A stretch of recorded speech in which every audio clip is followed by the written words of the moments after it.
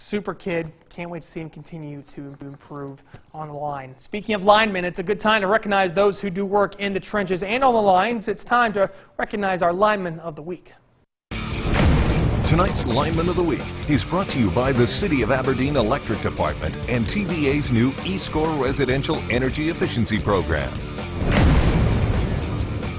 We take our Lineman of the Week to Aberdeen tonight. The Bulldogs 3-1 overall, won their first 3 games of the year. Had that tough one last week to Pontotoc, but throw away that scoreline. Aberdeen competed pretty well with a really good Pontotoc team, and Dejan Dobbs, the guy that's sort of been working behind that offensive line from Aberdeen. 573 yards rushing and 8 touchdowns in their first 4 games. The Bulldogs got a big one coming up this Friday as they host New Hope.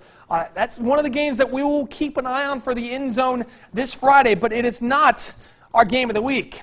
Our Carl Hogan Toyota game of the week for this Friday is Eupora at Choctaw County.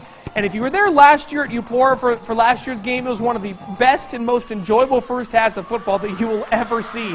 Chargers eventually outlasted the Eagles 35-34. Now Choctaw County and Eupora have played twice since the Chargers consolidated from Ackerman and Ware. As the two schools, so they split the all-time series 1-1. Now before that, Eupora had won 8 of their last 11 games against the former Ackerman Indians. Those two teams in that Highway 9 Bowl, just such a great rivalry. Still a good rivalry.